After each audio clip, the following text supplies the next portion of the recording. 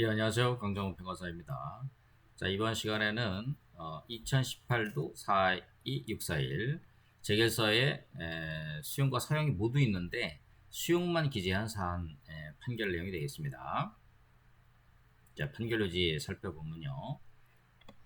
공익사업을 위한 토지 등의 취득 및 보상의 법령이 재결을 서면으로 하도록 하고 있고, 사용할 토지의 구역, 사용 방법과 기간을 재결 사항이 하나로 규정한 취지는 재결에 의하여 설정되는 사용권의 내용을 구체적으로 특정함으로써 재결 내용의 명확성을 확보하고 재결로 인하여 제한받는 권리의 구체적인 내용이나 범위에 관한 다툼을 방지하기 위한 것이다.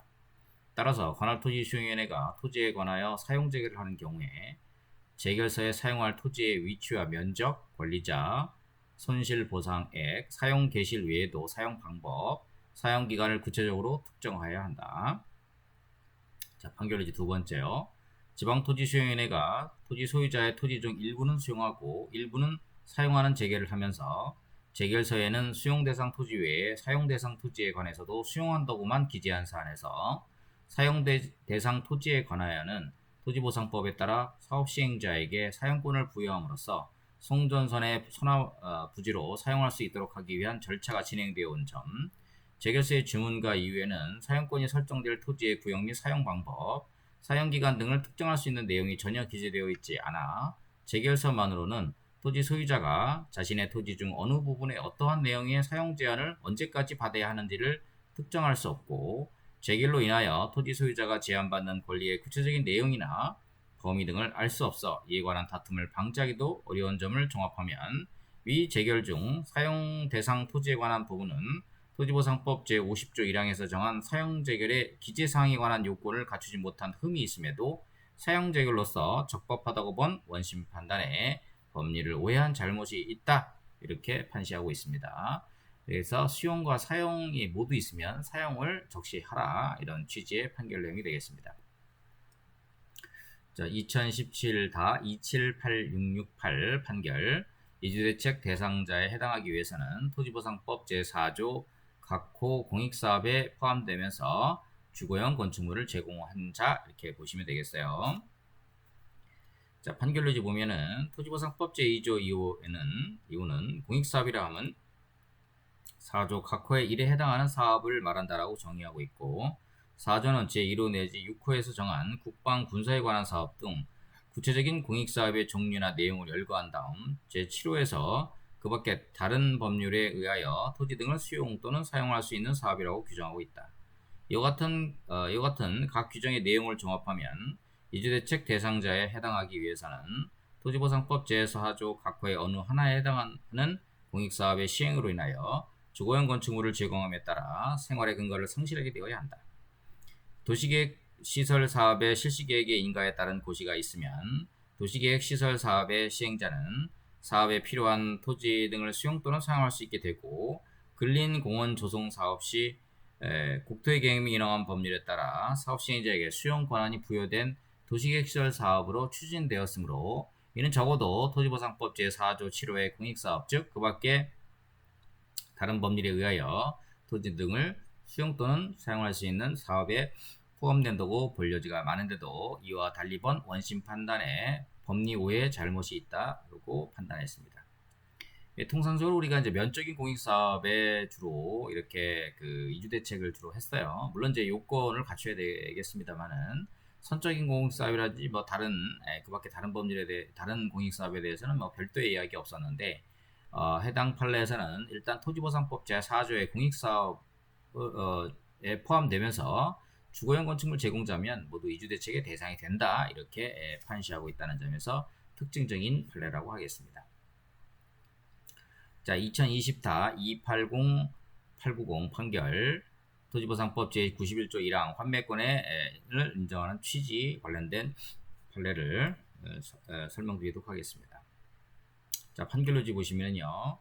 토지보상법 제91조 1항 해당 사업의 폐지 변경 또는 그 밖의 사유로 취득한 토지의 전부 또는 일부가 필요 없게 된 경우 취득일 당시의 토지 소유자 또는 그 포괄 승계는 그 토지에 대하여 받은 보상금에 상당하는 금액을 사업 시행자에게 지급하고 그 토지를 환매할 수 있다고 규정하고 있다. 토지보상법이 환매권을 인정하는 취지는 토지 원소유자가 사업시행자로부터 토지 등의 대가로 정당한 손실보상을 받았다고 하더라도 원래 자신의 자발적인 의사에 기하여 그 토지 등의 소유권을 상실하는 것이 아니어서 그 토지 등을 더 이상 당해 공익사업에 이용할 필요가 없게 된 때, 즉 공익사업의 필요가 소멸된 때에는 원소유자의 의사에 따라 그 토지의 소유권을 회복시켜주는 것이 공평의 원칙에 부합한다는 데 있다. 이러한 토지보상법 및 국토의계획법의 규정 내용과 환매권의 입법 취지 등을 고려하면 도시계획시설 사업의 시행자로 지정되어 그 도시계획시설 사업의 수행을 위하여 필요한 토지를 협의 취득하였다 하더라도 시행자 지정이 처음부터 효력이 없거나 토지 취득 당시 해당 도시계획시설 사업에 법적 근거가 없었던 것으로 볼 수 있는 등 협의 취득이 당연무효인 경우 협의 취득일 당시에 토지 소유자가 소유권에 근거하여 등기 명의를 회복하는 방식 등으로 권리를 부재받는 것은 변론을 하더라도 토지보상법 제91조 1항에서 정하는 환매권을 행사할 수는 없다고 봄이 타당하다. 자, 그 다음 판례는요. 2018-233-242 판결입니다. 토지보상법 제91조 6항 공익사업 변환에 따른 환매권 행사 제한 규정의 적용 가능성 및 토지보상법 제91조 1항에 정한 요건 충족입니다. 자, 판결 요지 보시면은요. 이미 91조 제1항은 이제 개정이 됐습니다. 개정이 돼서 이 판결 요지 관련된 것은 큰 의미는 없습니다. 그러나 이제 우리가 역사를 배운다는 측면에서 판결 요지를 한번 살펴보도록 하죠. 토지보상법 제91조 제1항 부토지보상법입니다. 토지의 협의 취득일 또는 수용의 개시일부터 10년 이내에 당해 사업의 폐지, 변경, 그 밖의 사유로 인하여 취득한 토지의 전부 또는 일부가 필요하게 된 경우 취득일 당시에 토지 소유자는 또는 그 포괄 승계인은 당해 토지의 전부 또는 일부가 필요하게 된 때로부터 1년 또는 그 취득일로부터 10년 이내에 당해 토지에 대하여 지급받은 보상금에 상당하는 금액을 사업시행자에 지급하고 토지를 환매할 수 있다라고 규정하고 있다. 이 규정은 지금 개정이 된 내용입니다. 그래서 일단 과거의 규정이다 이렇게 보시면 되겠고요. 이 조항에서 정하는 당해 사업이란 토지의 협의 취득 또는 수용의 목적이 된 구체적인 특정 사업을 가리키는 것이고 취득한 토지의 전부 또는 일부가 필요하게 된 때란 사업 시행자가 취득한 토지의 전부 또는 일부가 취득 목적 사업을 위하여 사용할 필요 자체가 없어진 경우를 말하며 협의 취득 또는 수용된 토지가 필요 없게 되었는지는 사업 시행자의 주관적 의사를 표준화할 것이 아니라 당해 사업의 목적과 내용, 협의 취득의 경위와 범위, 당해 토지와 사용 사업의 관계, 용도 등 재반 사정에 비추어 객관적 합리적으로 판단해야 된다. 두 번째, 공영 주차장이 여전히 종래 주차장 용도로 사용되는 동안은 주차장으로서의 효용이나 공익상의 필요가 현실적으로 소멸되었다고 볼 수 없으므로 재정비 촉진 계획의 고시나 재개발 사업의 사업 시행 인가 고시만으로 위 토지가 객관적으로 주차장 사업에 필요하게 되었다고 단정하기 어렵고 나아가 위 재개발 사업은 토지보상법 4조 5호의 공익사업에 해당한다고 볼 수 있으므로 같은 법 제91조 6항이 적용되어 공익사업의 변환에 따라 을 등의 환매권 행사가 제한되는지 여부를 살펴봤어야 하는데도 공영주차장을 폐지하기로 하는 내용이 포함된 재정비 촉진 계획의 고시만으로 위 토지가 주차장 사업에 필요하게 되었고 그 무렵 을 등이 위 토지에 관한 환매권을 행사할 수 있었다고 본 원심 판결에 심리 미진 등의 잘못이 있다. 이렇게 보시면 되겠습니다. 하나 더 보시면요. 2018도 54675 재결 신청 청구에 따른 지연가산금, 공탁된 수용보상금에 대한 지연가산금 청구에서 여기 보시면 되겠습니다. 토지 소유자들이 주택재개발 정비사업 시행자에게 수용재결 신청을 청구한 날로부터 60일이 지난 후에 사업시행자가 지방토지수용위원회 수용재결을 신청하였고 지방토지수용위원회가 토지보상법 30조 3항에 따른 지연가산금을 재결보상금에 가산하여 지급하기로 하는 내용의 수용재결을 하자 사업시행자가 지연가산금 전액의 감액을 구하는 손실보상금 감액 청구를 하였으나 청구 기각 판결이 확정된 사안에서 토지보상법 80조 보상금에는 같은 법 제30조 3항에 따른 지연가산금도 포함된다고 보아 수용재결에서 인정된 가산금에 관하여 재결서 정보를 받은 날로부터 판결일까지의 기간에 대하여 소송 촉진 등에 관한 특례법 제3조에 따른 법정의율을 적용하여 산정한 가산금을 지급할 의무가 있다. 본 원심 판단을 수긍한 사례 보시면 되겠고요. 2019도 646411 판결.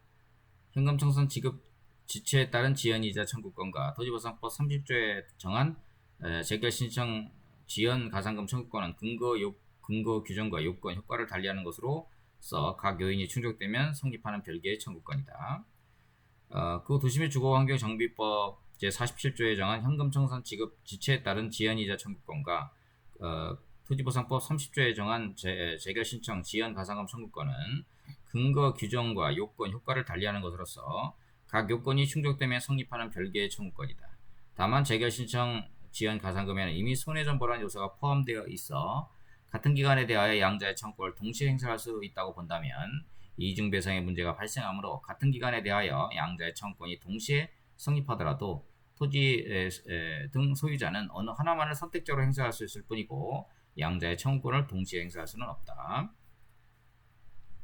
2016-51170 판결. 도정법 47조에 정한 현금청산 지급 자체에 따른 지연 배상금 청구권과 토지보상법 30조 3항에 정한 재결신청 지연가산금 청구권이 별개의 청구권이냐 해서 별개의 청구권이다 이렇게 보고 있습니다.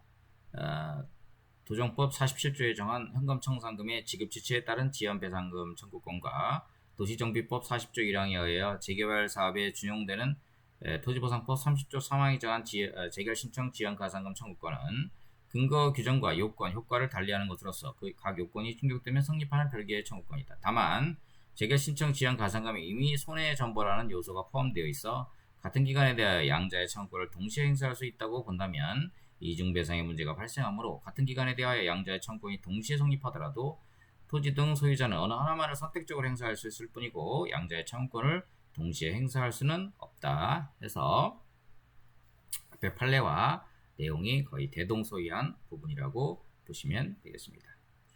자, 이번 시간은 여기까지 하고요. 항상 최선을 다하고 포기하지 않는 자세로 임할 때 감전박사시험 꼭 합격한다 이런 말씀 드리고 싶습니다. 감사합니다.